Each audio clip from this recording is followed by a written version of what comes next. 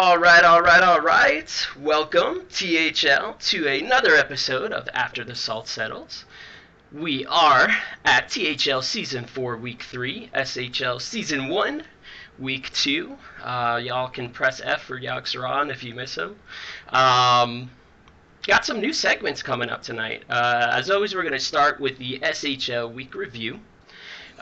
We will come in with some new stuff, SHL League standings, thanks to our boy Eridan over at Salt's Silent Storms with Salt and Jerry over there. Came through with some data that'll track similarly what we do with THL for SHL, so we have a lot of similar content here.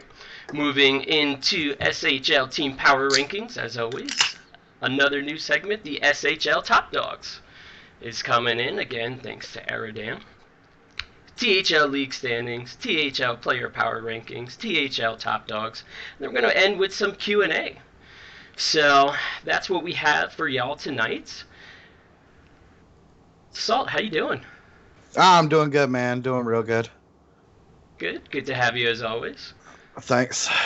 And Salt, why don't you tell us what's going on in this bottom window over here beneath you? That's Lemur. That is Lemur. That is Lemur. Back again.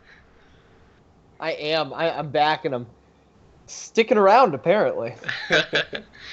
Yeah, we spoke with Jerry, and he has a lot going on with work. He can still do content for us, like power rankings and things, but unfortunately he won't be able to host with us any longer. But we are very grateful to have the very talented T.H. Lemur to help us out and take his place. Yeah. Happy and excited to be here, as always. Good stuff. So, as you can see, we have a new overlay. We're going to switch out every week just for some new fun stuff. Yeah, and this overlay is especially special because it features the one and only Tarandy, the new mascot of Priest in Hearthstone, which is wonderful. She looks really good as both a Hearthstone hero and a HOTS hero. Yeah, I'm excited for this overlay. It looks really good. Thank you, I appreciate that. You're welcome. I've yet to get the alt. I don't know if there's a point to getting it, because when am I going to play Priest, but I guess just to have. Yeah, one day it'll be good. Yeah. One day. Much to Brunson's chagrin. Right. So, chat, give me a heads up if my mic is good this time. I know last time it was trash, kind of like my team. So if my mic is not as noob this time, I would appreciate to know that. But anyway, Lemur, we got some content to go through. Why don't you start us off? Yeah, we do. We got that SHL Week Review hosted by yours truly at After the Salt Settles.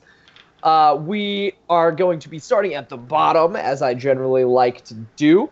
In the purple division, we have Kawasaki Ninja's Rule, Zinner's Gaming, Explosive Cheap, and Silent Storms. And then in our orange division, we have Defiance Henchmen, NLP, Pocahontas, and Space, and the Old God Squad.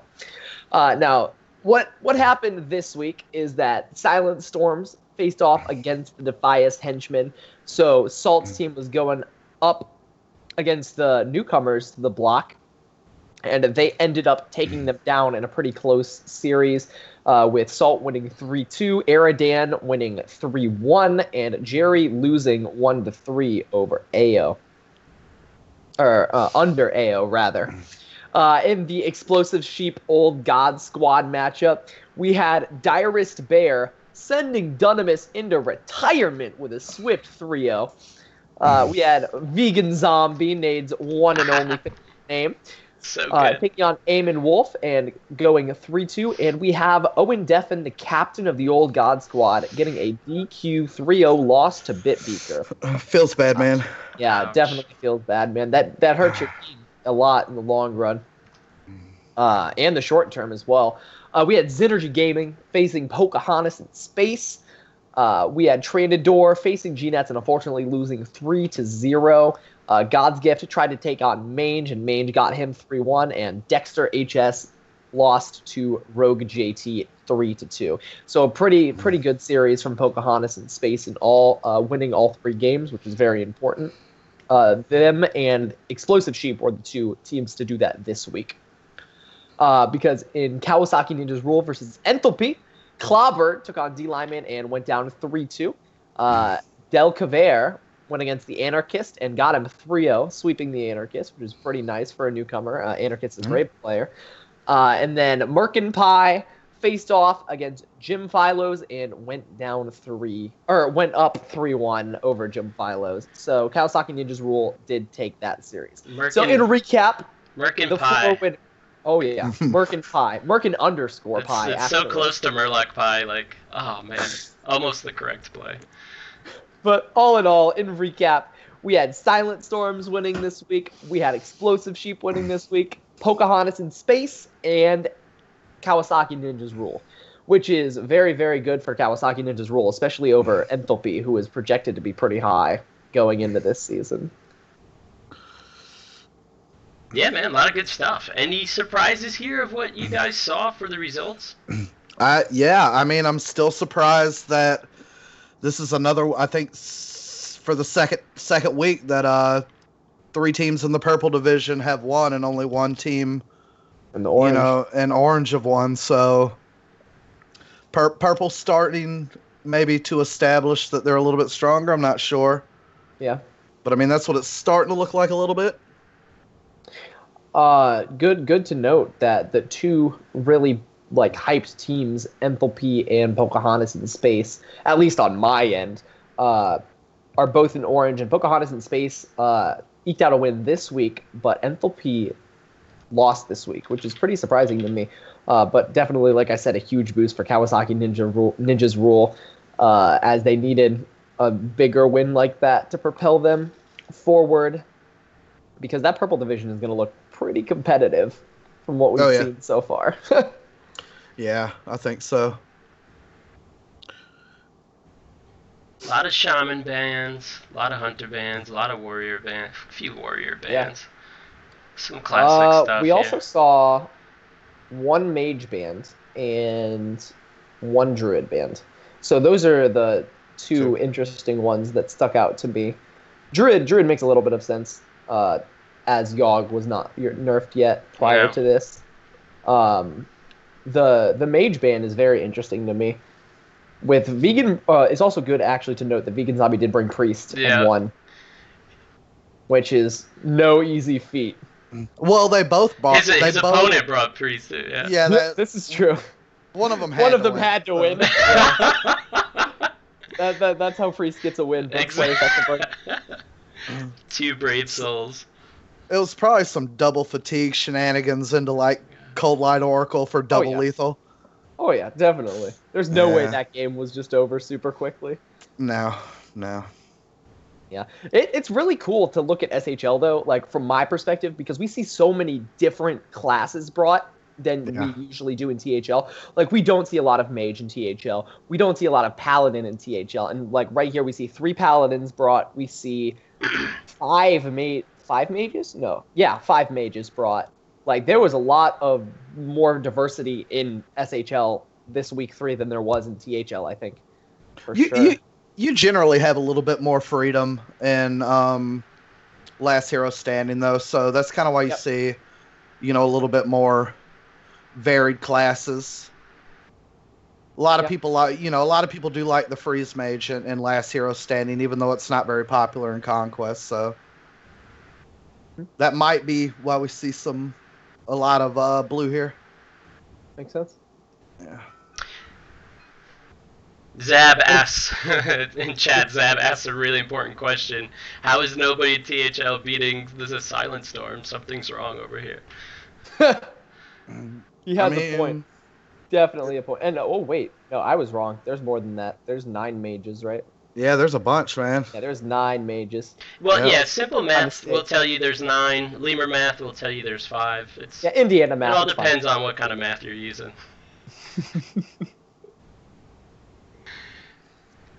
But yeah, I think it's definitely going to be really cool to see as the weeks progress, the diversity, especially with the nerfs, how the diversity changes both THL and SHL. That's going to be very interesting to watch. Salt, I know you have some SHL league standings for us following that SHL weekly recap. I do. Let's see. Let's do it. All right, so let's discuss this here.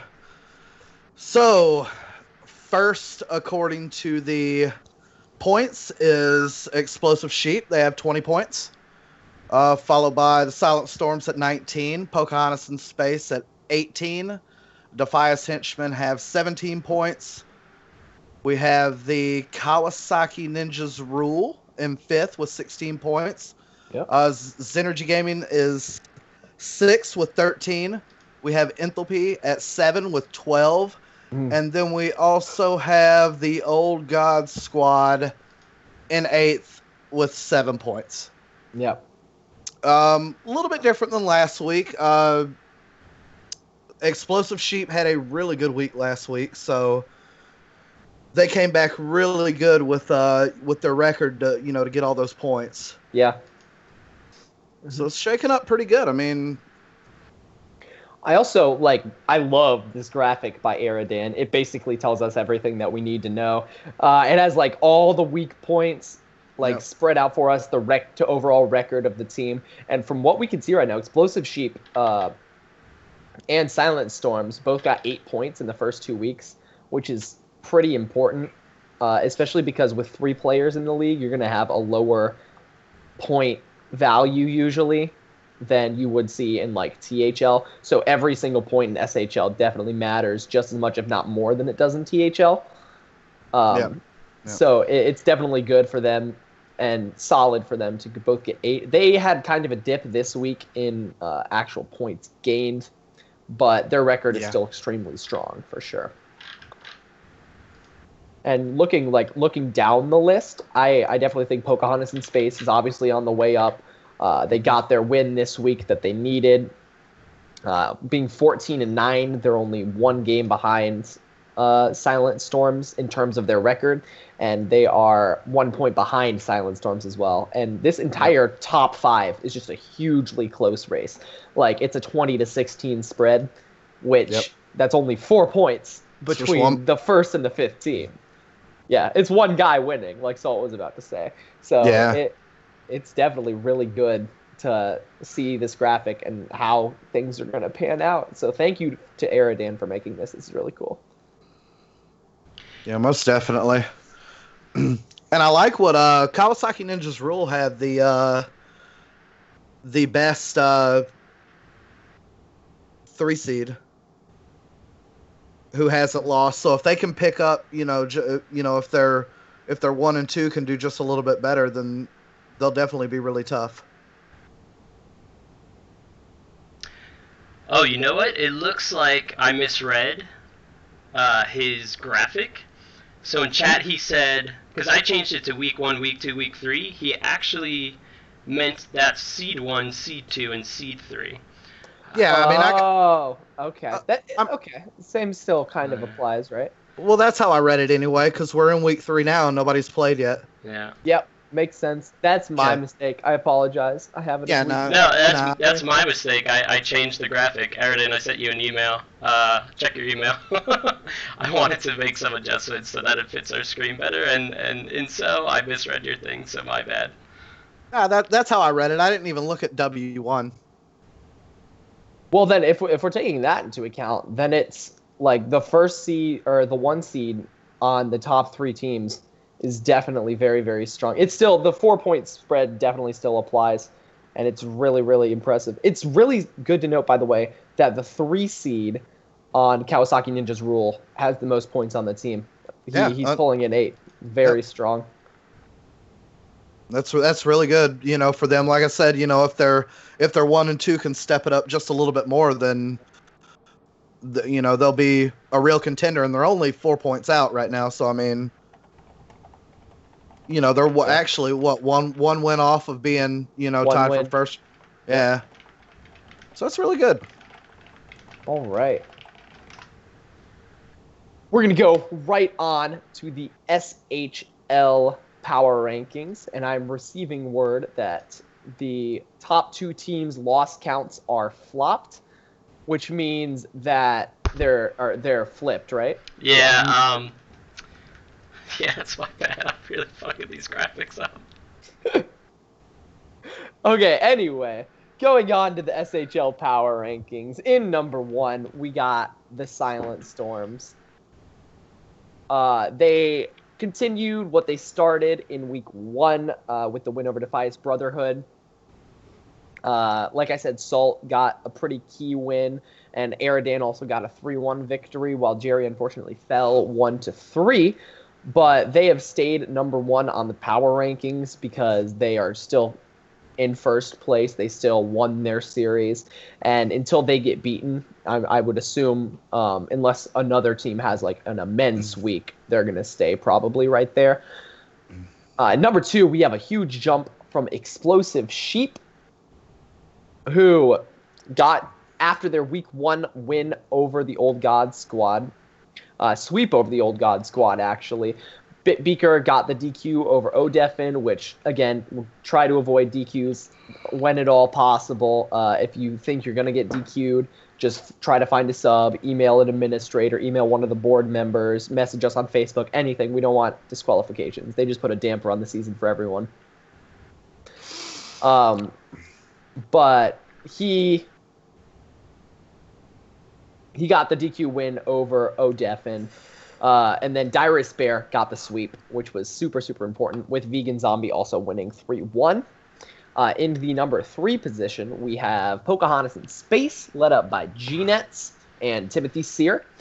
They are in third also with a +3 because they were really, really hyped at the beginning of the season. But after the week 1 loss, they got back into it with a pretty solid sweep of Xynergy, with all 3 members of Pocahontas in Space being able to pull it off against Xynergy's roster. And with Kawasaki's Ninja's Rule winning this week, if they can win next week, I think it'll be a really interesting race for sure. But in number 4, we have Defias Henchman, moving down 1 spot. They did do a pretty good showing against the Silent Storms. Like, it wasn't shabby at all. And as such, they're only going to move down 1 spot this week, even though they did lose. They still have a respectable point value. In number 5, we have the Kawasaki Ninjas Rule, which every time I say their name, I just want to vote for them like a little more. Like, they just make me root for them with their name. Last week, we ranked them as 7th due to them being kind of largely unknown. We didn't know any of the players on their roster. This week, they have gone up on the rankings due to a win over Enthalpy, which is very, very good, because Enthalpy was predicted to do well this season. Delcavere got that 3-0 over the Anarchists, as I mentioned before, and Merkin got a 3-1 victory. And even though D-Lineman ended up winning the series for Enthalpy, he only won a 3-2 series. So the points that Kawasaki Ninjas Rule picked up this week were definitely very good. In the 6th position, we have Xynergy Gaming, who moved down 4 spots, which is like a huge drop. They got a win over Enthalpy in the first week of the season, but this week they faced off against Pocahontas in Space and got swept because they lost 3-12. I'm pretty sure. No, their losses right? Their losses on the graphic have to be wrong, right? Are they? They can't be 11-4. They're not 11-4. I think that's switched, right? Or 11-14, maybe. I would go with that. That might be it. Yep, 11-14, probably. So, because yeah, on the graphic that's not right. I'm just gonna remove all graphics from the show tonight. I'm gonna remove my video. Like, go ahead, take it away. They lost. Graphics are fine. Yeah, the graphics are good. Yeah. They lost 3-12, and Xynergy is going to try to find at least some success this season, which there's still a long time to go, so they definitely can. Enthalpy is in 7th place, moving down 2 spots. They also had a lot of hype coming into this season of SHL. Week 1, they took a close loss to Xynergy Gaming, who is the spot above them right now, but they struggled against Kawasaki Ninja's rule, with D Lyman being only the one to pick up a win, and that only being a 3-2 victory. So that's why they're in the 7th position. And then we have the Old God Squad taking up the rear in the number 8, because they had a rough week 2 due to Captain Owen Deffen getting disqualified against Bitpeaker, Dunamis losing and retiring against Diarist Bear, and then Armin Wolf losing 2-3 to Vegan Zombie. So Old God Squad, again, had a rough week, and DQs don't help that. Also worth noting that with the loss of Dunamis due to him getting swept by Diarist Bear, I don't know what the real reason is, so I'm just going to keep saying that he got swept by Diarist Bear, and that's why he quit. But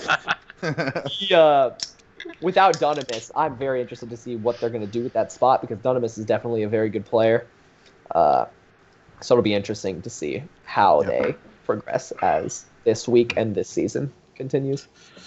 Yeah, I hope they find a new player. I haven't seen anybody on their roster yet, so hopefully they get somebody soon. Yeah, absolutely. Yep. And that's a call out to anybody watching. You know, they're looking for somebody, I'm sure. Yeah. Yeah, it's 2 1 seeds that need. Right? There's 2 spots for 1?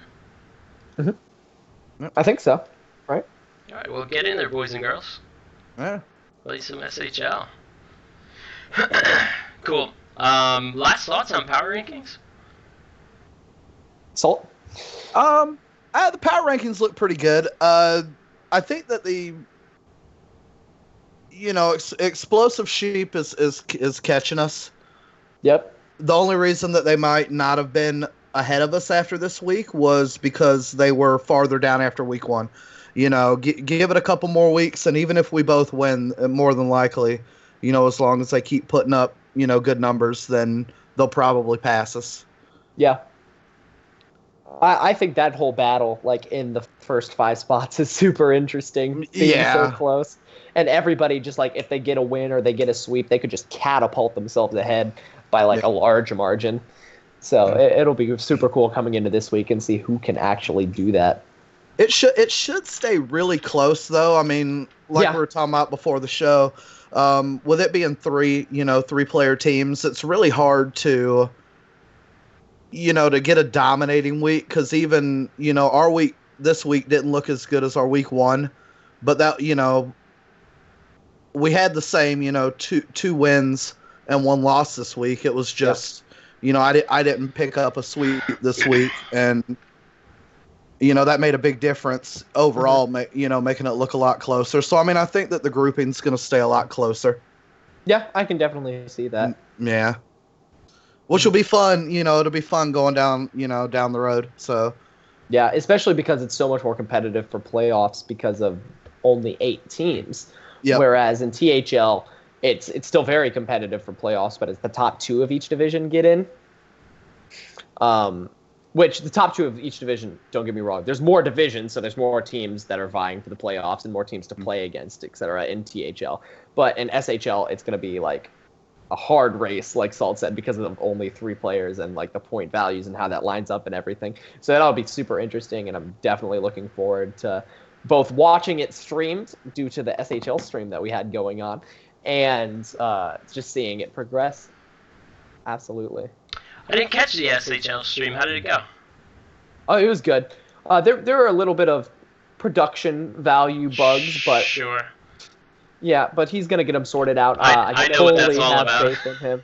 Yeah, Nate, could you discuss production bugs and how one can avoid them? Yeah, what you gotta do is start working on it not 24 hours out and 5 hours out and 1 hour out and 5 minutes out, and you'll get more accurate stuff and better working stuff. Now, there's a lot of people who stream in this league, so if anybody's struggling, everybody's friendly. If you see somebody has put out some streaming content, just reach out to them. They've been very helpful to me. They'll be helpful to you if you haven't figured it out already.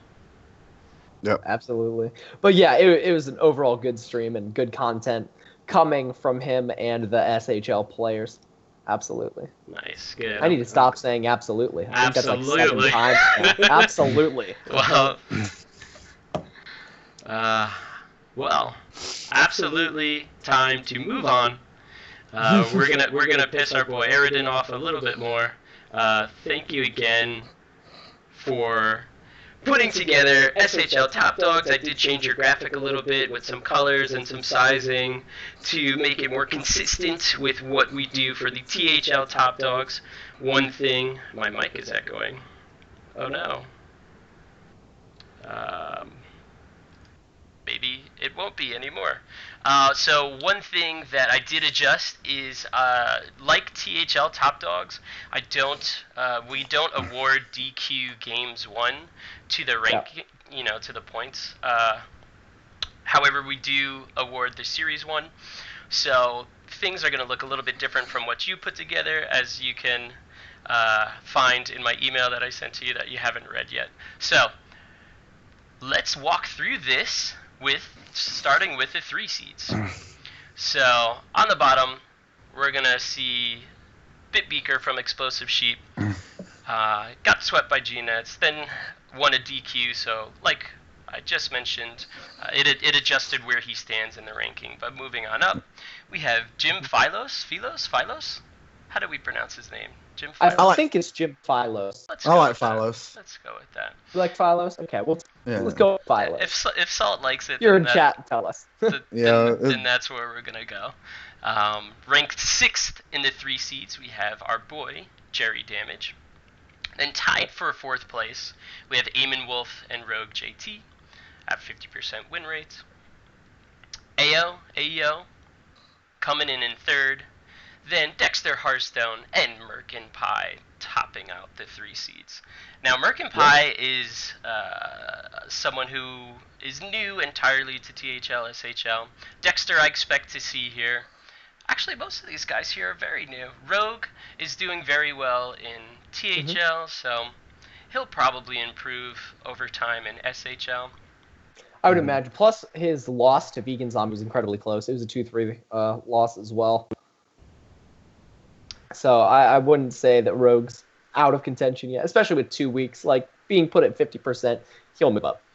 I have faith. Yeah, and it looks like the 3 seeds have the most competition, as there is only one player who has won both weeks. Yeah, and that's Merkin Pie for, what's their name again? Kawasaki Ninjas Rule. What? Yeah. Sounds about right. Sounds about right. He's really good. Can we just call him Murloc Pie until he comes in chat? Oh yeah, we have absolutely. to. All right, because I like Murloc Pie better. Every time. Anyway. Yeah. He's just been upgraded. Yes. Moving on to the 2 seeds, we have Owen Deffen on the bottom. Lost week 1 to Eridan and got DQ'd this week, 0-3 against Bitbeaker. We have Clobbered in the next spot, losing to Joe HS and D Lineman and God's Gift in the spot after losing to Anarchist and Mange. That's all the double losses out of the way. We have the Anarchist, who won 3-2 against God's Gift week 1, but then got swept by Delcaver this week. We have in the 4th position, Mange, who lost 0-3 to Dire-Spare. Dire-Spare is putting in work. Let's go, Dire-Spare. Lost 0-3 to Dire-Spare. And then won 3-1 against God's Gift. Then we have Hockey Boys 3, who 3-2 Delcaver week 1, then lost 1-3 to Eridan. And then in the 2nd position and 1st position are the 2 that have won both of their matches, which is Vegan Zombie, 3-2ing Rogue JT, and 3-2ing Eamon Wolf, which is very, very good. And then Eridan, our one and only graphics maker, who makes the correct graphics before Nate screws them up. That's correct. In the number 1 spot, 3-1ing Owen Deffen and 3-1ing Hockey Boys 3. I think the 2 seed is pretty competitive as well. Look at that 75% win rate by Eridan. That's pretty impressive. Hey, he's kicking ass. Yeah, he's got it. Okay, now I have an interesting question for you real fast. Okay, sure. So it says that Eridan has a 75% win rate, right? Yes. And then when we sneak peek up and go to Arthur Rhodes, it says he has a 75% win rate. Yes. Never mind, I just answered my own question. Anyway, I was looking at the wins, losses, and wondering why, but then I realized that you got a sweep week 1. My mistake, my bad. I did. You're correct both times. Just shameless plugging. It's fine. Yeah, man. I don't mind it. All right, so that takes anything on the 2 seeds. I like that Vegan Zombie is really stepping up. I'd like to see him in. I'd like to see him in THL one day, right? We gotta get him in. Absolutely. Here. We gotta get a lot of these people in. Yeah. There's a lot of people in this league that are not in THL that are doing very, very solid, like Murloc Pie. Any reason to say his name is a good reason. Most definitely. I'm surprised to see Mange at 4th. Like, I thought he was gonna rock this 2 seed. We'll see what happens. Yeah, we'll see. We'll see. Anyway, overall it looks good. So moving on to the 1 seeds. Yeah. There are, let's see, in number 8 we had Dynamis, who lost. I see why he quit. He lost 0-3 to me, and then 0-3 to Dyrus Bear. 7th we have Tranador. He beat D Lyman 3-2 and then lost to G-Nets last week 0-3. Yep. Delcaver moved up from the 2 seed, so he's now a 1 seed. He lost to Joe Hearthstone week 1, 1-3, and then beat the Anarchist 3-0. So he was a 1 seed week 1, then fell down. Now he moves back up. So their team is really close in PR. Then we have D Lineman, followed by Joe Hearthstone at number 4, who beat Yes. Also somebody who's new, by the way. He's not in THL, but he's putting in work in SHL. Most definitely. Most definitely. We have Joe Hearthstone in number 4. Arthur Rhodes at number 3. We have Dyrus Bear tied for first place. Yeah. With a 3-0 victory over Mange and a 3-0 retirement celebration over Dynamis. And also tied for first with a 100% win rate after 2 weeks is your boy G-Nets, man. Yeah. 3-0 Bitbeaker, 3-0 Tranador. Pretty good player when he can bring Shaman 3 times. Very good player when you can bring Shaman 3 times. Yes, most definitely. This one, the 1 seeds so far is not as close as the other 2. Mm-hmm. You know, we have, 2 at 100% and then 1 at 75, and then everybody else is around 50% after that. I'm sure that will even out over time. But as of 2 weeks in, it's not as close as the 2 seed and then the 3 seed competition. Yeah, it's very impressive to me that people are at 100% win rate over 2 weeks, like just swept both times. That's very hard to do. So props to G-Nets and Dyrus Bear. They've been putting in work. Most definitely. I think some of it, like the 1 seed, the PR blends a little bit. Mm-hmm. So it's kind of like 1 and 2 seed, kind of maybe even 3 seed and THL mixed together. You got a lot. So G-Net's at 452. That's probably about right for his PR, right? G-Nets is well over 500 in THL. Well over 500. Okay. Yeah. So he should probably creep up there pretty soon. All right, looks like the video's not on stream anymore, but it says we're live. And I'm getting it. Fine. No, man, the video's there, man. We're good. Calm down. Just refresh your page. All right. Some people in chat are telling me it went away. I myself saw it go away, so let me refresh.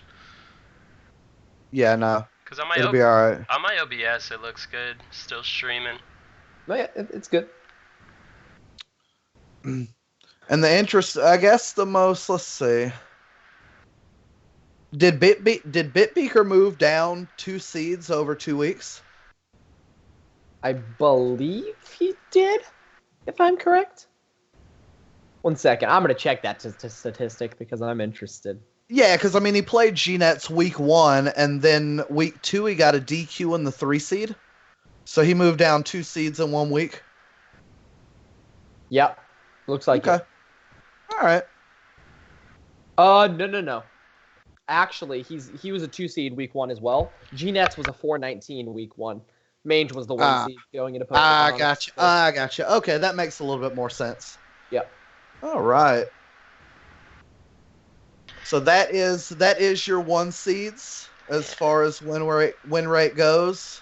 G-Net's the only one in the gold division holding up a top 1 or 2 spot. That's true. He's definitely doing it for Pocahontas in space, which is what they need when one of their team members doesn't ban decks. Pocahontas in space. There's a acronym for them, isn't there not? PIS? Piss. Piss. PIS? There's 2 S's apparently. Is there 2 X's? Pocahontas in space. That's 2 S's. Seems good. Yeah, Seems good. I'm sorry. Pocahontas in space. There you go. Done. There you Yeah, go. sure. That's correct. Cool. So last thoughts on these guys before we move on to THL League standings. Nah, man, I'm just excited to get even more information next week, you know. Information is always key in stuff like this. So getting more of it is a blessing. It's going to happen, and it's going to be great. Yeah, we love information over here, boys and girls. Let's move on to THL League standing. Salt, why don't you take us through these? Sure, we will start at the bottom as Zenergy in last place with 24 points. Mm-hmm. We have Temporal Legends with 28 points. Noob Central, 32 points, followed by Nether Storm with 35. They're tied with Team Golden Wisp, who also has 35. The Yogg Champs at 35 points as well, so we have a 3-way tie right there. Then Team Avatar with 36. We have Jerry Damage's own The Damaged Ones with 37. In ninth, number 8, Team Rank, what are they? Are we 1,400 now? Yep, 1,400 probably. Yeah, 40 points. So they are second in their division, which is great. Entropy is number 7 with 44. Yep. And then Aeon with 47 points at 6. The Defias Brotherhood with 53 points. Danger Zone with 44 points in 4th. Shouldn't they should be switched. No. Zone, or no? No, the way is this just by... Okay, go for it. Sorry. Yeah, the way that the standings work is according to seeding for playoffs. Gotcha. Makes sense. So Defiance can't be first, or else they would be team, you know. Yeah, gotcha. 4th is Danger Zone with 44. NWA is 3rd with 49. The Harry Generals have 52 points. And the King of THL with 65 points is, of course, Team Rank 5, who are just killing green, man. I cannot wait for Team Rank 5 to get into the playoffs and lose like they do every season. I'm so excited. Don't say that. Don't say that. Oh, no, I'm man. kidding. You just got on their shit list if you weren't already. Oh, no, they're doing so good. Oh, I'm on their shit list. Have you seen me play HOTS? I suck. And I play with them all the time. Oh, so no respect for you then if you suck at HOTS. Yeah, exactly. So one thing I want to point out that's interesting here, there was a lot of hype for the Orange Division and how strong that they were going to be. And if we look at this, we see they have the highest scoring first place team, the highest scoring second place team, the highest scoring third place team, the second highest scoring fourth place team. So either that hype was real or we played green. Which is what Salt and Fam experienced last season over there in red. They looked just like this. They had the highest scoring, top 3 teams in their division. So now we question: is it the players and is it the meta or is it the division? Who knows? It's very interesting to note that Danger Zone, the highest scoring green team, is the second place red team. So the highest scoring green team is the same point value as the second place red team. Yep. Which is very low for a first place team.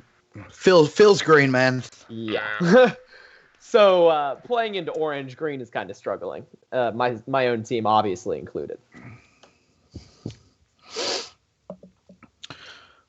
Yeah, I think the THL League standings this week, Team Rank 5 is obviously on top for a reason. They've been no doubt. demolishing the Green Division. They've been tearing through everyone they played. They played my team this week. I think we're going to have a Detroit Lions season. You know that one where you like lose the first 10 games and then you like improve a little bit and make playoffs? That's the kind of season that I think we're going to have. But Team Rank 5 is definitely the real deal from my personal experience playing them this week. Harry Generals in first in blue is really, really exciting to me. They've been playing some good Hearthstone as well. But yeah, it's also worth noting that the point discrepancy in blue is the largest point discrepancy, I think. It goes all the way from 52 points to 47, but then the 47 drops to 35, which is a pretty large drop. Yeah, Netherstorm's having a surprisingly rough season, so I mean, I hope they get it back on track. They have a really good team. Yeah, I would definitely agree with that. One of the ones that surprises me is our captain of the After the Salt Settles, Nade, his Noob Central being down in third to last. That surprises me a lot, especially because of like how they were at the beginning of this, or how they were hyped at the beginning of the season. Everyone was on the Noob Central train, and then just seeing them down there just still kind of feels awkward to me. And I'm hoping they definitely improve. Obviously not against my team this week, but yeah, I would general improve. I would feel awkward about that too if it weren't for all the quiplash that we've been dominating. We're not spending the same time on Hearthstone. Maybe we need to check ourselves. Although I will say, humble brag, after 10 hours I took second place in a Hearthstone tournament this weekend and realized that I can actually play this game. So look out, Pumbas. Bring your Yasharaj. Bring your Zuladin. Don't do it. Don't do it, Timothy. Don't give in. I'll bring all my pre-nerf decks. Yes, most definitely. Yeah, we pre-nerf. Also, it's very important to note, as we were talking about DQs in SHL, Xynergy is at the bottom right now, pretty much solely because of DQs. I believe that if they wouldn't have gotten those DQs, they would at least be above Temporal Legends and possibly Noob Central. But because of all the DQs, that's been feeding Orange Division more points that they potentially might not have gotten. And that might add to the like large point values we're seeing in Orange as well, if they have faced Xynergy thus far. That's a good point. They've had 4 DQs in the last 3 weeks, which is 16 points that could have gone their way, which is huge. Yeah, it's a lot. Last week was pretty rough too as far as DQs. When I know I handled, I want to say 2 or 3. Myself for for division manager. So I mean, it definitely wasn't a great week for people showing up to play. So hopefully that gets better. I hate to see that many 3-0s, and they were mostly uncontested. Just people not showing up when they're supposed to. Yeah. Still, so.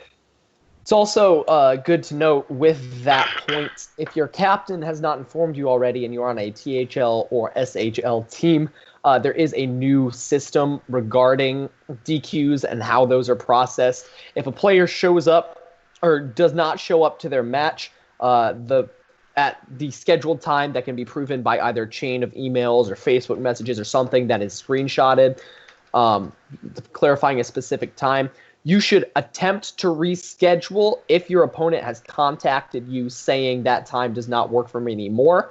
But if they do not show up, then you are urged to pursue that disqualification win, as that is that's just a discourtesy to you. That's not something that we promote. That's not something that we encourage. So just be aware that you need to be there when you scheduled your time, or if you're not going to be, at least have the courtesy to tell your opponent and try to reschedule, or potentially try to get a sub in a week that you're going to be busy. Yep.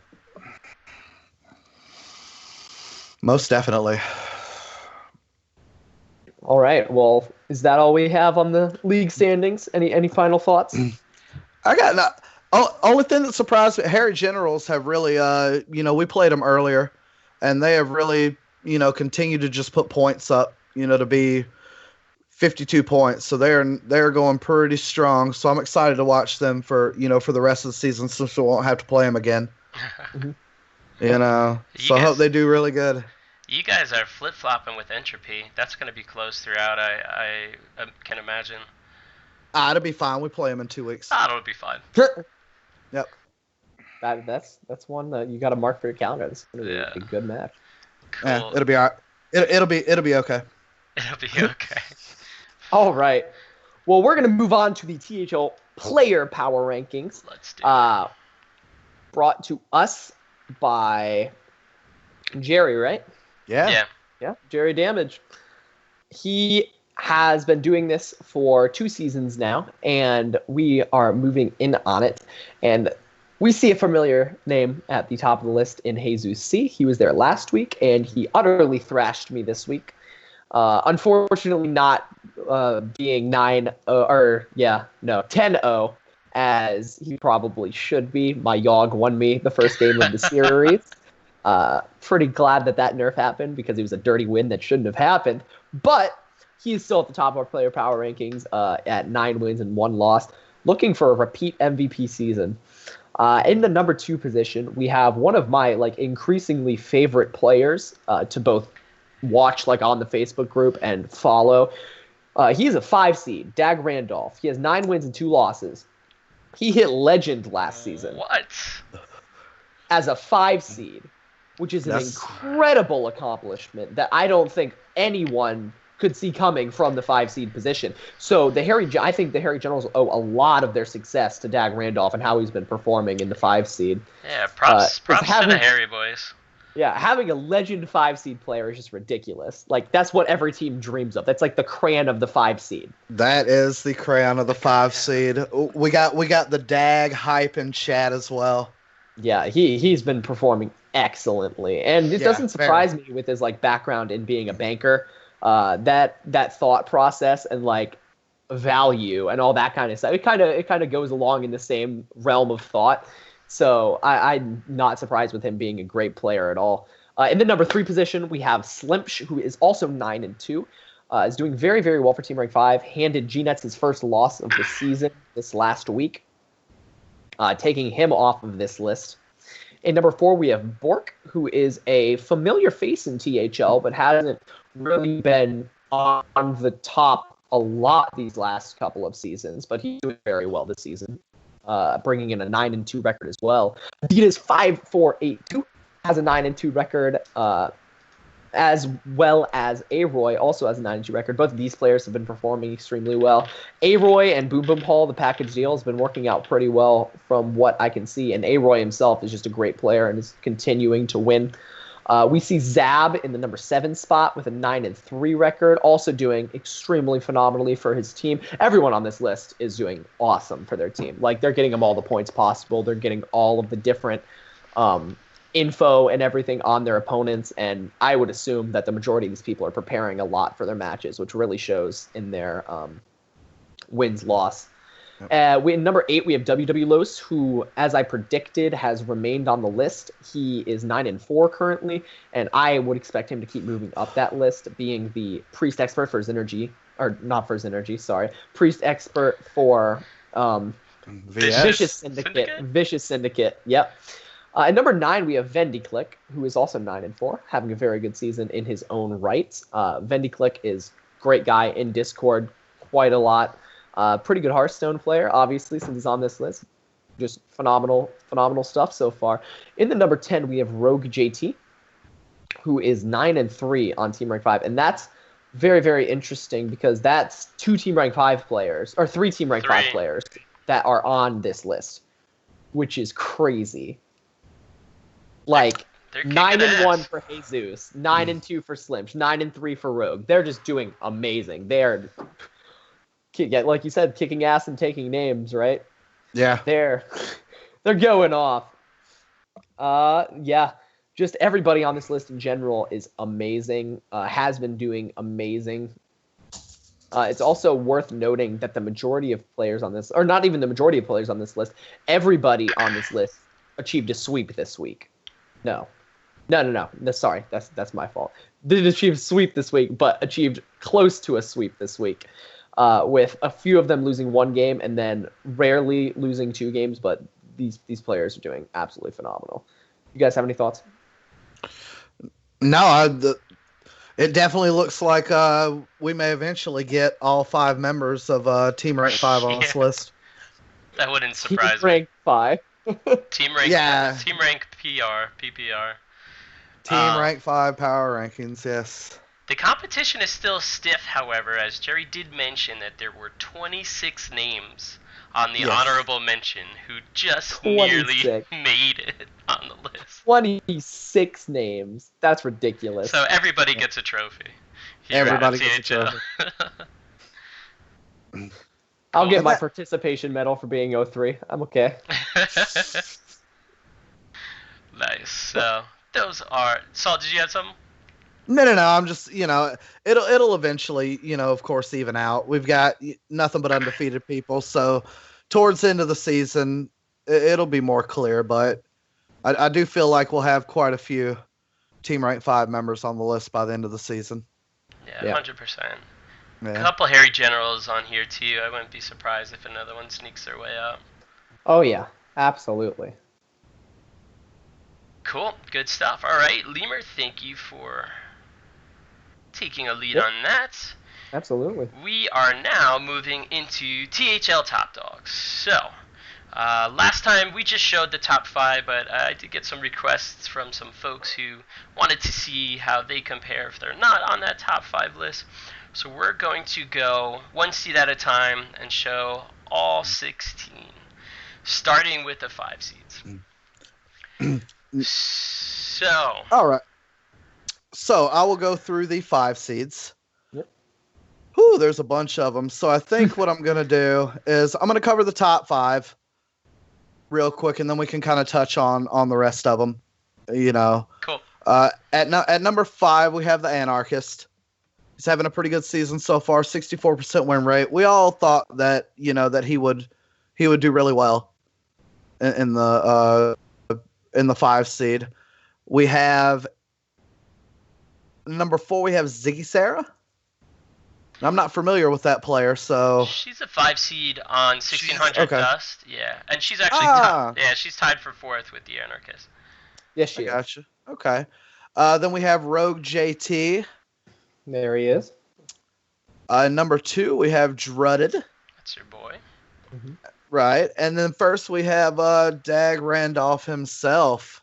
Wait, who's that? I don't think we've mentioned him enough on this show. I don't think so either. Dag Randolph. Coming off 2 sweeps in a row off a lightweight and Phoebus. So having a really good season. Just out of the top 5, we do have Phoebus. Yep. And the only reason that he's there is because Dag put it on him. Yeah. Dag laid that smack down. Last week, Phoebus was in 2nd or tied for 1st, right? Yes. One or the other. Yes. Yep. So Dag put him out. He was tied for 1st with Dag.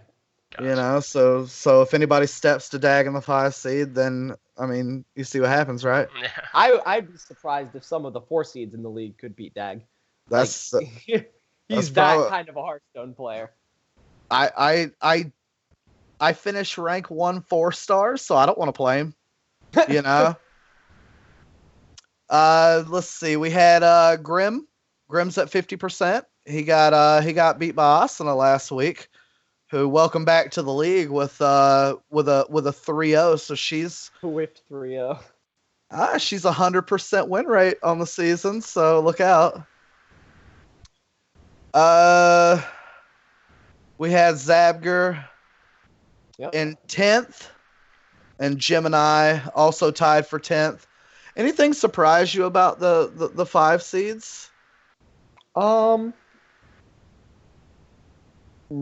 don't want to say that a lot has surprised me about the 5 seeds. It's important to note that Dexter just came in this last week to replace one of the players on Xynergy who was DQing.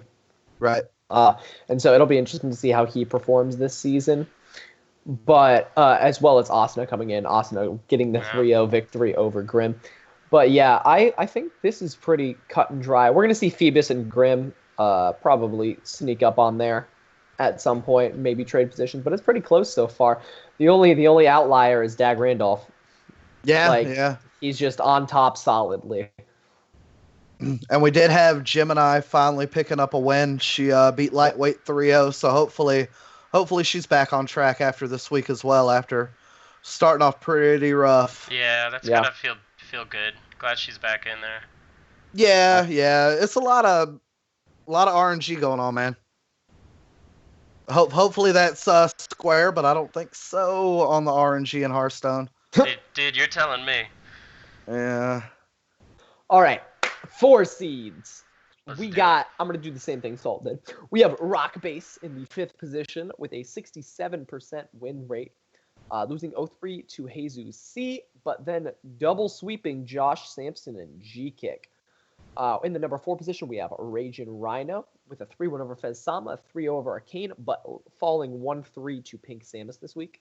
The number 3 position, or tied for second, I apologize, is Bork and Aroy, both picking up 3-1s, followed by 3-0s, followed by 3-1s.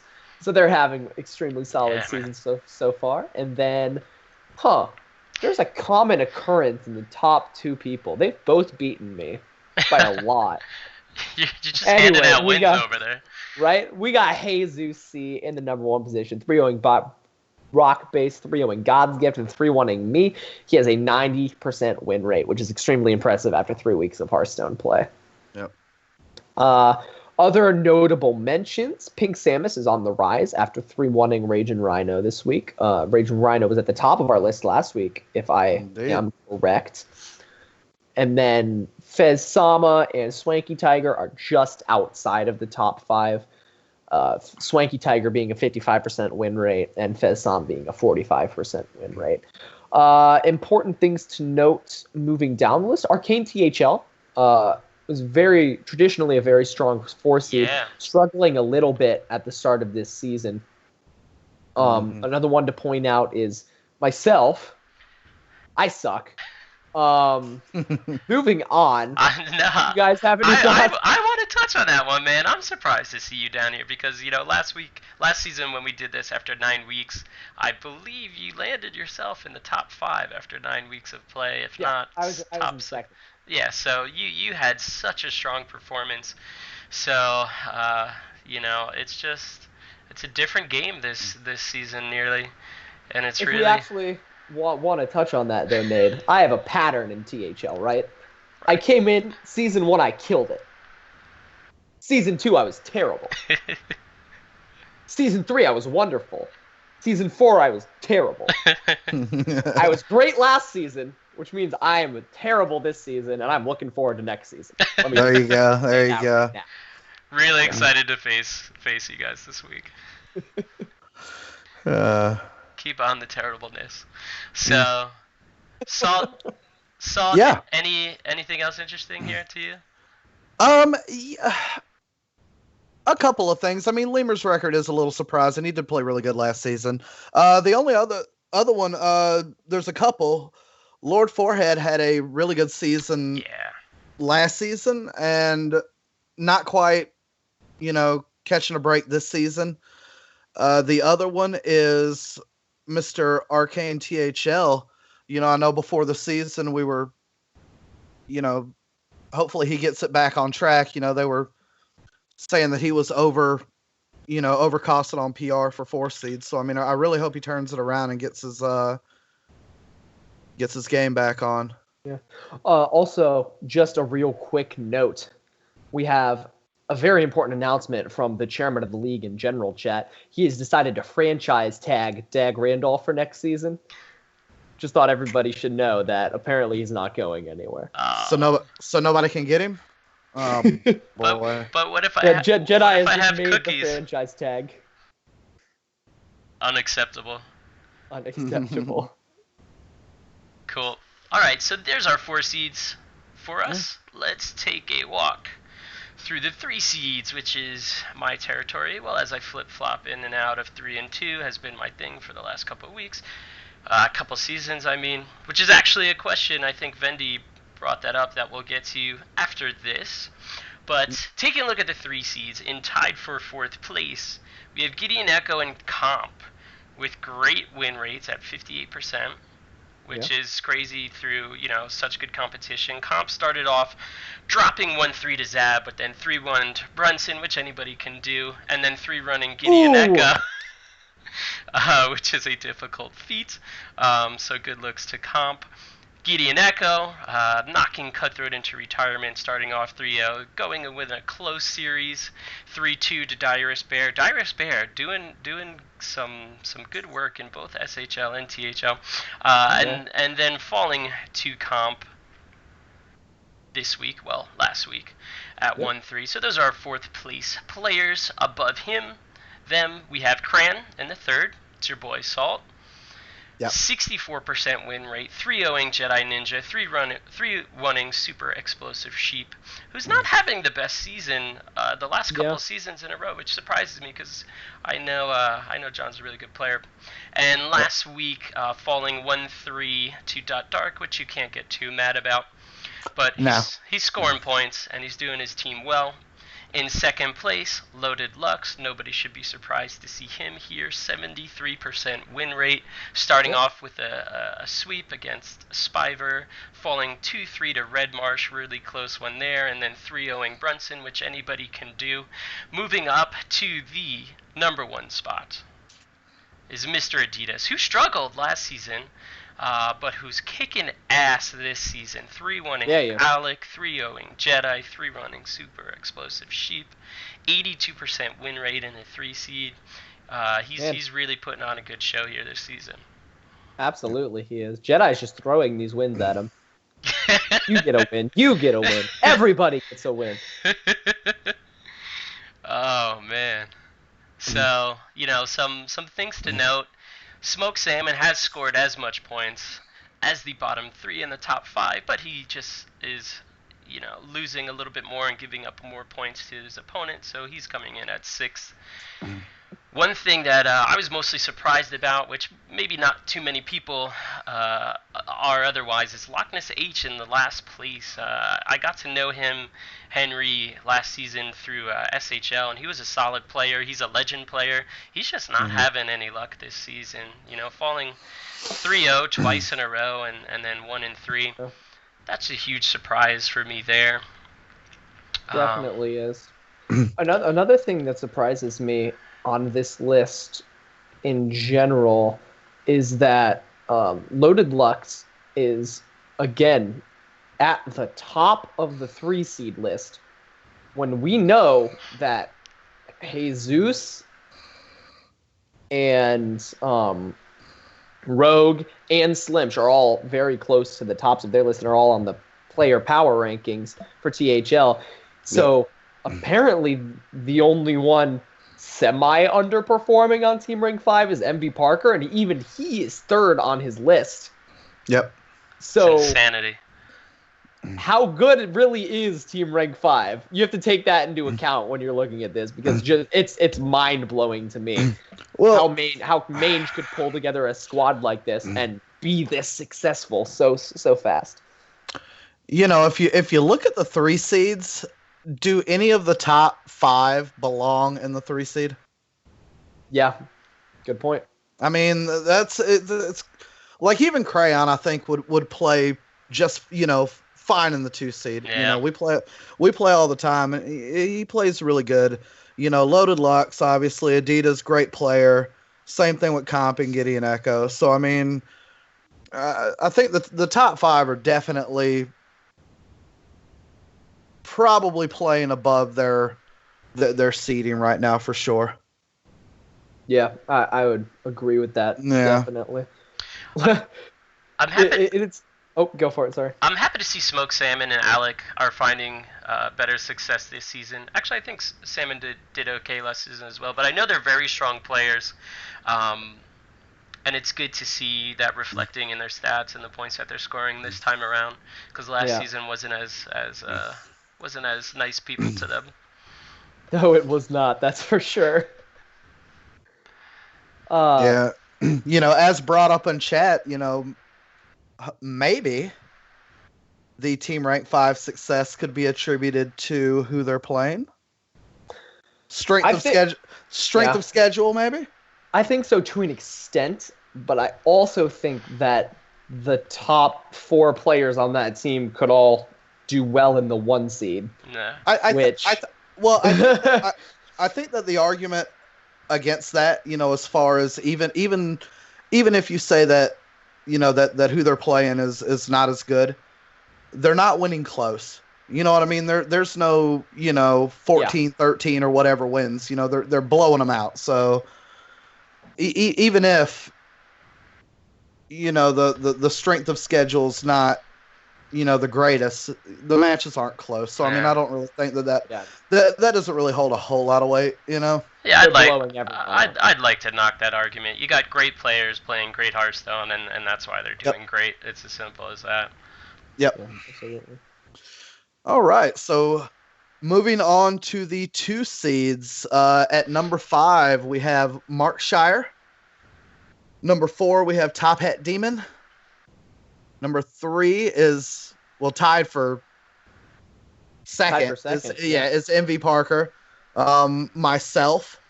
And then in first is D Lineman. Very good to have him back in good form in THL this season after he had kind of a rough season last season. So it's good to see him, playing good Hearthstone again. Notables in the bottom portion. I was really high on Thor Smash. Me too, man. Yep. I mean, he was before the season started, he was already like, a week into the season, he was legend already, and rank 14 legend. Yeah, man, I was like, this dude's gonna tear it up, and he just hadn't had it go his way. So hopefully, I mean, I know that he's a good player, so it's good to note that he's playing Avatar this week, so he shouldn't have that much trouble. Right. Yeah. Houdini is another one, not having the greatest. I know that he has another really good player. And he finally got his first win last week. And really close is Pumbaa's, who has those series are, that is so close. Yeah, he's had some rough games. Yeah, I mean, those are nail biters right there. I can't exactly remember how we lost week 1. What was that deck? I'm spacing it. I don't know why. Was that Zuladen? That could be it. Oh, wasn't it? He brought a stupid deck week 1. Oh, that makes so much more sense. Okay, that explains why he had rough games. And not that it would surprise anyone, because this is widely known that I misplay. Do you though? I do. You definitely do. You definitely do. I do. It's normally you misplay your way through victory. Good for you. Not this time. I missed lethal game 5 against Top Hat Demon, and so I dropped. We ended up tying with Aeon for the week, but I definitely missed lethal game 5 against him. So feels bad, man. Happens to everybody on stream. Nah, this one was off stream, so Oh, it was off stream. Oh, yeah. No, this one wasn't on stream, so But it happens, so I will take that loss. I've been angry for about 5 days now. So moving on to the 1 seeds. Yeah, moving on to the 1 seeds. Let's do it. We got Poker in 5th position with a 73% win rate.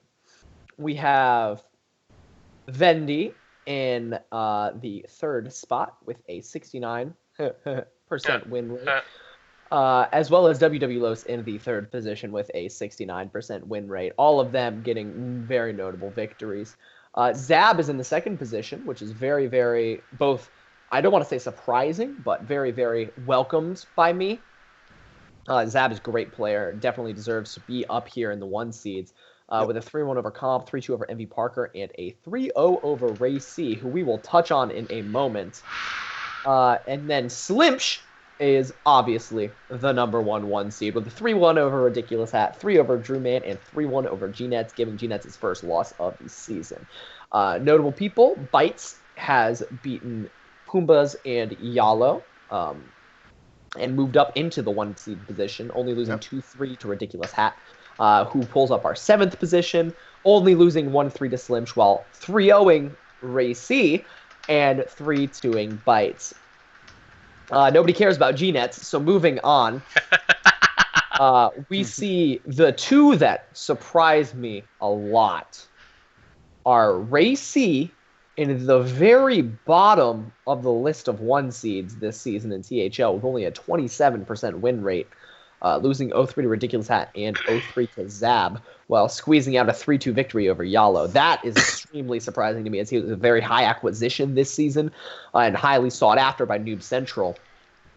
And then the other one that surprises me a lot, actually, is the fact that Cheesy and Imbolc are down here. It makes sense because they got DQs and DQs aren't factored in.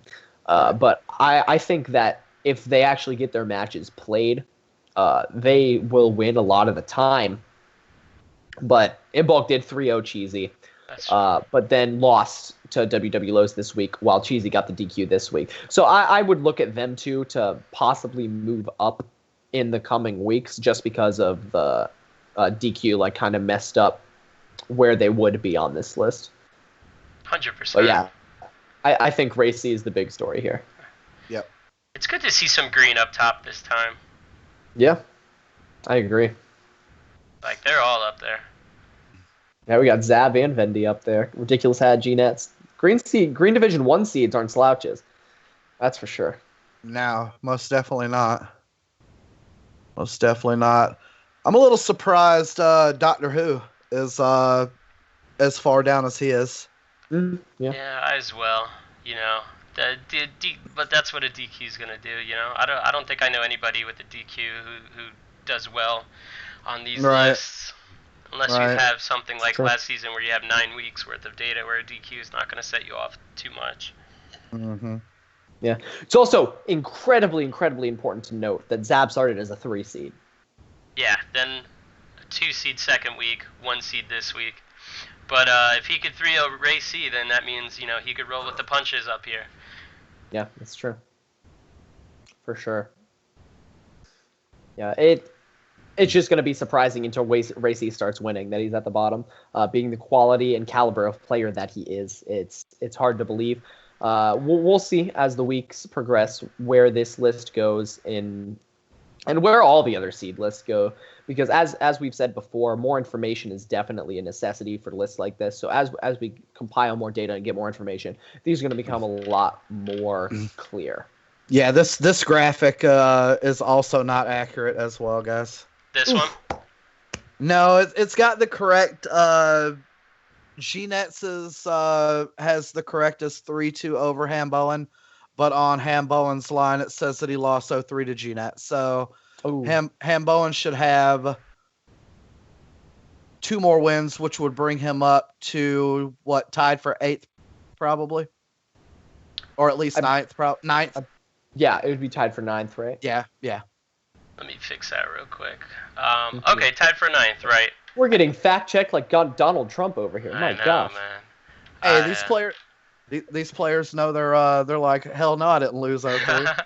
Exactly. Good. Got to defend that honor. I need my production assistant A-Roy back over here so he can fact-check me. Yes.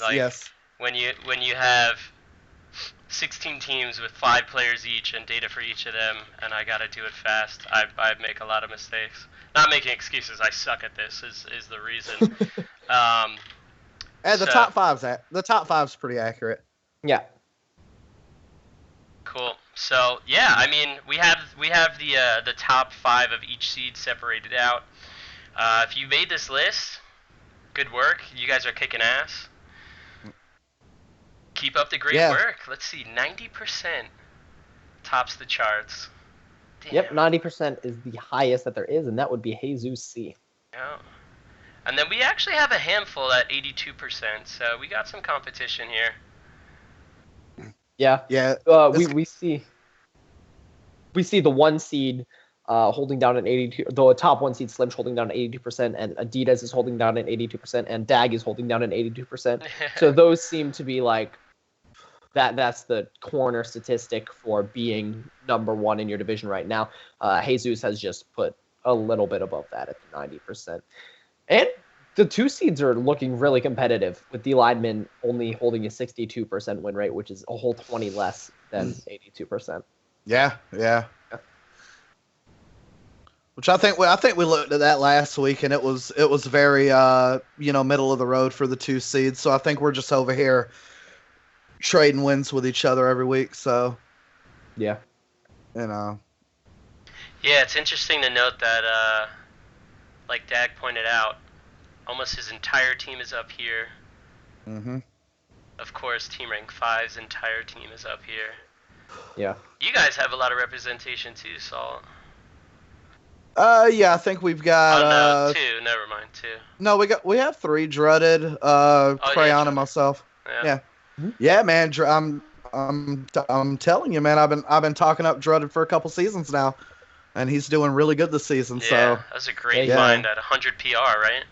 yeah, good for him, man. He tries really hard, so I'm glad to see him doing well. Yeah, I definitely agree. We have a Q&A to do, right? We Let's get that. We Let's have get that a lot going. of Q&A to do. Let's see what we got. Let's see. Okay, yeah. G-Nets asked an interesting question. Yep. G-Nets asked, how bad is the Avatar implosion? Let me take this one real fast, Dave. First of all, let me just say, it's wild. Oh. I see what you did there. Implosion is wild. We got jokes. We got jokes here. We are not imploding G-Nets. It's not happening. I'm staring directly at you as I stare into my webcam.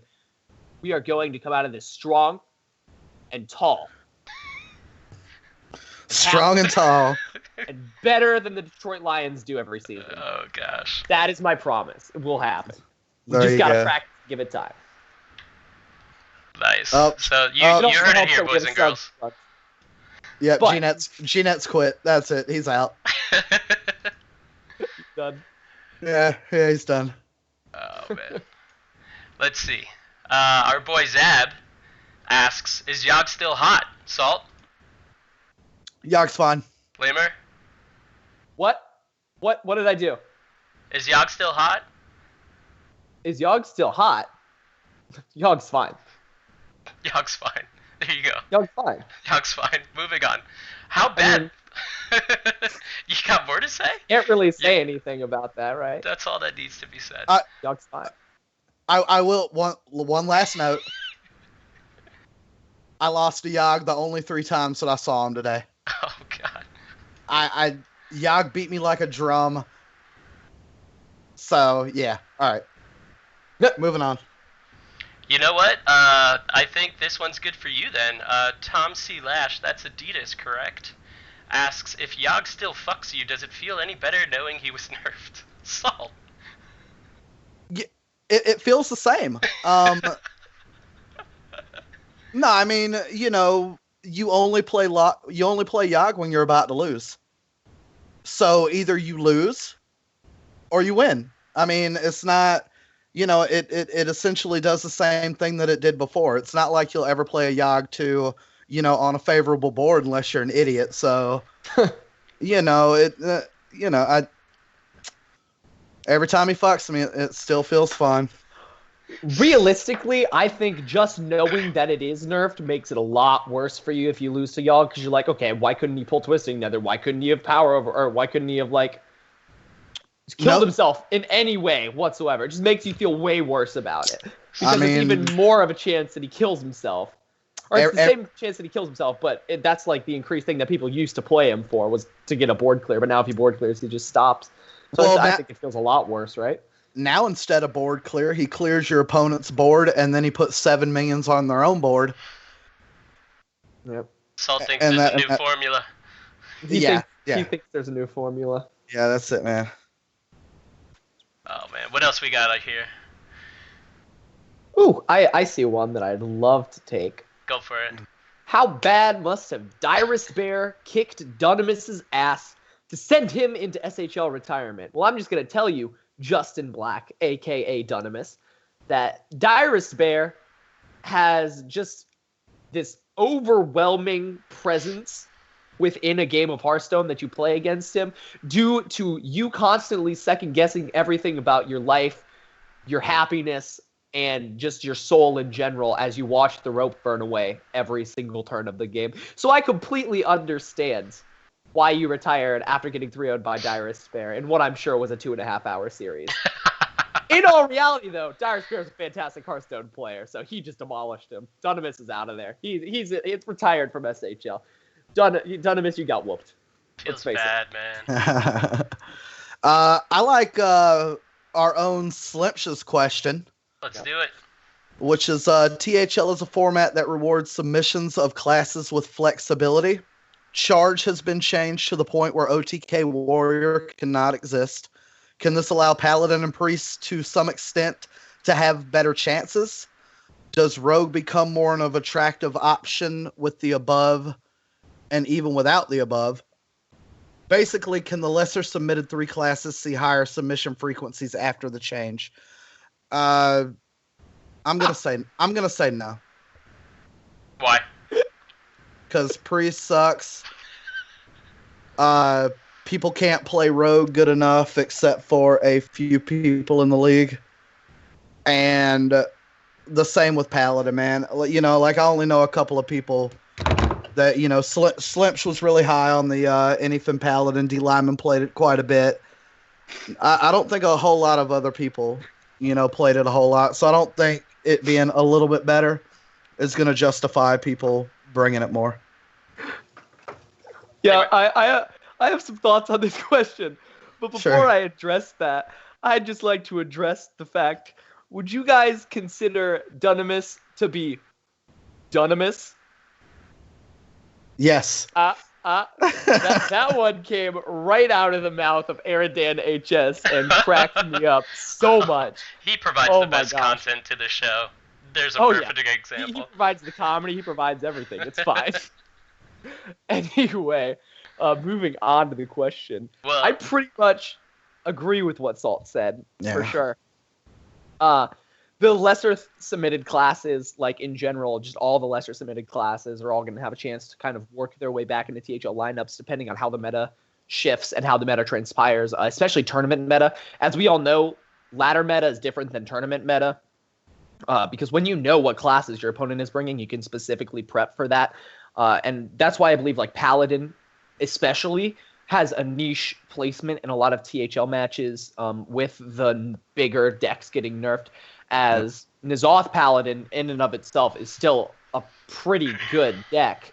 Didn't get touched by the nerfs because it wasn't all that strong, but it has, and then Murloc Paladin as well. Both are just extremely strong, flexible decks that you can bring in a lineup if you're expecting your opponent to play one of the decks that it is good at. And the fact that OTK Warrior is gone takes away a lot of flex for the Warrior class, because OTK Warrior was kind of that out there archetype that you could just bring in a lineup and that you knew your opponent was like playing a lineup that it was good against. You could just bring in a lineup and destroy that lineup. Like it would just win the game like the series almost single-handedly, just because OTK Warrior had that kind of mind game effect. Because you didn't know if it was going to be OTK Warrior, you didn't know if they were going to bring like a Control Warrior, a regular Warrior, Dragon Warrior. That's why Warrior itself is so good, and that's why I think it got nerfed. But just the flexibility of different classes now coming into the like higher classes like Shaman, like Warrior, I think we're going to see a lot more of more niche classes come back into the THL metagame for sure. So my opinion, and you guys are probably going to call me an idiot for this. And that's probably because I'm an idiot. But I have a strange faith in Priest. And I think that, you know, there were times when it was super strong. There's Dragon Priest, there's Control Priest, there's this new Resurrect Priest that is finding success. I think with a few tweaks after these nerfs, it might find a place. I'll be doing some testing for sure. But maybe it's just shot in the dark. We'll see. Not even the Twitch Prime skin can save that class right now. Sorry. Okay, I'd just like to point out that Slim's just talking in chat right now. And he says the whole reason he asked the question is because OTK Warrior, if OTK Warrior would ever be good against the lineup, an opponent would be able to see it a mile away. And so that gave them, like, the option to bring that, and it kind of scared people away from bringing the lesser brought classes. So touching on that, I think that definitely means that more flex classes will be able to work their way into THL, because if you think about it, like, there were the top 3 decks, right? Or the top 3 or 4 classes. With those classes becoming, I wouldn't say like terribly weak, but noticeably weaker than they were before with the nerfs, the flex cards or the flex classes are going to be able to come in a lot more often because of both those nerfs and because people won't be able to counter them as hard as they used to. So that's why I think the THL meta is going to kind of diversify, as we're seeing in SHL right now. It just is going to flip up and a little more than we are seeing right now. And if it's not going to. It just depends on how the meta develops. The nerfs are relatively new, so we don't really know yet. Yeah, and Slimp's just right in chat. You know, I always brought Warrior when Priest was a possibility, and if they ever brought Priest, my Warrior became OTK Warrior. Yeah. You know, my Warlock, I would play OTK Warlock. You know, and I would play decks that punish that. So, you know, with it going away, I guess maybe, but I doubt it, man. I don't think people are going to start bringing Priest or Rogue, or Paladin. Interesting. You don't think Paladin's going in? Oh, I think Paladin might be really good. What does it beat? Beats Zoo. N'Zoth Paladin beats Zoo a lot of the time, which is a strong deck right now. Depends on the N'Zoth Paladin build, but the double infested Tauren, like double consecrate, double pyro, like that N'Zoth Paladin does very strong against Zoo just because of all the board clears that it has. Plays like Stampeding Kodo too. It just has a lot of options that kind of beat that kind of deck, and because Zoo lost Abusive Sergeant, it probably is going to have to sub in maybe Lance Carriers. I don't know. They might still play the 1 mana and 1/1 Abusive Sergeant. I'm not entirely sure. But that puts a little bit of the bursty damage to bed with the discard Zoo. So I think Paladin got slightly stronger against Zoo. And I think Paladin can hold its own in general against like the top decks right now as long as you pilot it correctly. And you also need to know when you're going to play Murloc Paladin and when you're going to play N'Zoth Paladin. Like it still has flexibility, right? Whereas a lot of classes only have one deck that you can feasibly play. Paladin still has flexibility. It has the N'Zoth, or it has Murloc, or it has Zuladin. But let's never talk about that. Maybe we can revisit this question in a couple of weeks and see if people actually bring decks that aren't Druid, Warrior, Shaman, and then something else. Maybe the something else becomes Paladin. We'll see. But I still expect it to be a whole lot of Shaman, a whole lot of Druid, a whole lot of Warrior, and then pick your 4th class. Yeah. Yeah. I mean, I just hope what I said here today inspires people to play Priest, and I hope those people queue up to me in THL. That's all I'm saying. It inspired me to not play Priest. Damn it. Hey, so we have one last question. We do have one last question. Zach Cat Miller Granger asks, amidst all the analysis of seeds, PR, and the PPR, what do you think of the skill gap between seeds? Several players in the league have bounced heavily between seedings, and I'm curious what their thoughts are on the quality of opponents based on seed. How heavily have you experienced this yourself sparring with teammates? Salt, why don't you take this one first? Yeah, I mean, this is a pretty easy one. I just got one person's name, Dag Randolph. Yeah. The guy's a legend, 5 seed. We have one seeds in the league that have not made legend. Yeah. If that's not blending of,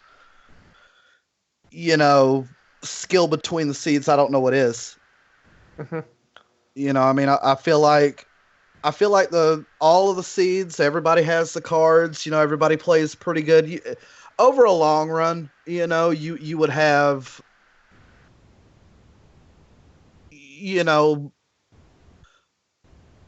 win rates would be exaggerated, based on seeding, probably because they make less mistakes. But yeah, I think the skill gap is getting smaller and smaller every season for sure.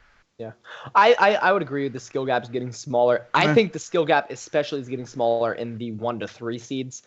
We generally see players that are about the same high skill level inhabit those 1 through 3 seeds. I think the 4 and 5 seed are a little bit more diverse than the 1 through 3 seed, and I think that's a good thing and a bad thing.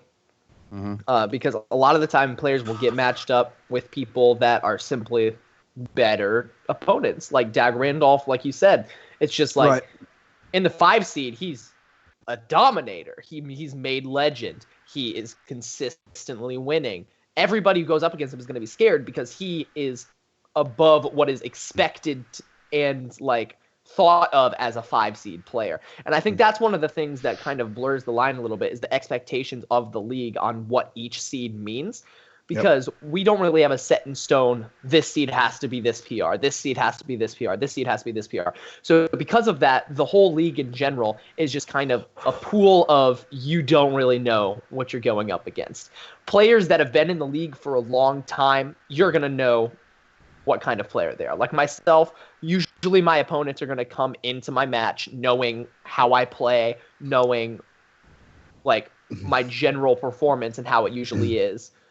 But for players that are new, and we're getting increasing numbers of those as each season progresses, it's really hard to determine what their skill is. Because ladder finishes, while being the best tool that we have, is not really as consistent as we'd like it to be. And so just the whole gap in general is getting more blurred, especially in 1 through 3. But 4 and 5, it's beginning to blur there too. And that kind of scares me. By the way, if you guys want to read more on this question, we had a very large outpour on Facebook about it. So if you want to go to the Q&A thread for this show after the salt settles, you can read up on it there. And there's some very interesting opinions from a lot of the higher ups in our league, as well as a lot of just people who are in THL. Yep. Yeah, I mean, my final 2 cents is I would love to see a couple more seeds added to teams with not a lot of additional PR added to the cap and see what that looks like. I've been dying to see that for a while. Maybe we could test that somewhere. But anyway, guys, thanks for the questions. You guys put a lot for us with less than 24 hours notice. Hope you guys enjoyed watching. We're going to send off now. We got to get Salt into his SHL match. Yep. D lineman awaits. Yeah. Cool. Lemur, anything you'd like to say as we exit here? Thank you all for watching. I had a great time again. This show's a lot of fun to do, especially with you guys, Knackle and Nade. Fun to have you, dude. Yeah. Maybe we'll get some funner graphics that are accurate. Knackle! Mr. Yes. Mr. Spackle. Yes, funner graphics. More fun. You took Indiana English. Indiana English, Indiana Yes. math. That's what it is. Gosh. Same as probably same, right? Same. Man. I'll take that as your exiting words because I'm sick of hearing That's your it. voice. That's it. That's fine. We're all fine. We're out of here. Good night, Fine. THL. We'll see you guys next week. Yeah, guys. fine. Bye. Yo, it's fun. Yuck's fun. Oh, gosh.